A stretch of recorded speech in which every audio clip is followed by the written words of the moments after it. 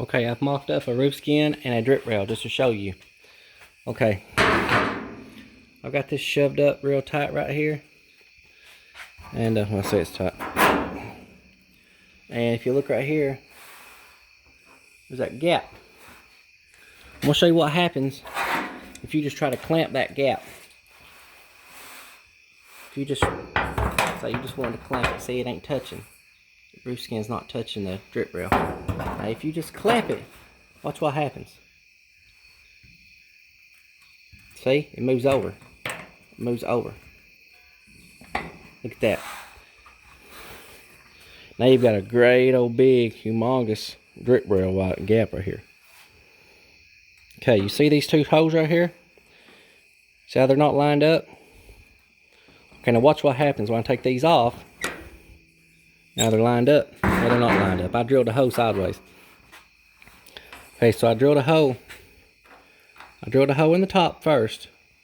You see how this bottom hole's kind of offset just a little bit?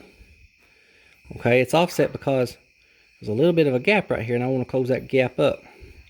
So I'll come under the bottom and I'll bring my drill bit.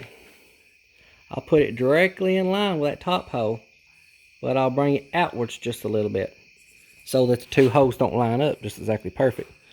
So if you stick a screw in it, your screw is going to be kind of diagonal now. So when you tighten that screw up, it's going to pull everything above it over. Okay, so now watch this. If I can do it one-handed, let's see. So we're going to put our screw in, put it in sideways. Now watch what happens.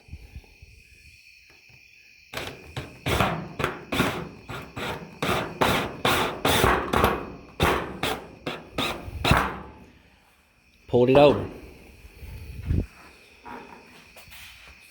See? Nice gap all the way back now. It didn't separate when you did that screw trick. Maybe now you'll understand what I'm talking about, hopefully. If you just use the clamps, when you clamp it, it shoves the roof skin over. The metal wants to go that way. When you drill a hole here, and then drill a hole kind of offset under here, put your screw in sideways, and then pull it tight, it's going to pull everything above it over like you want it. So, hope that helps.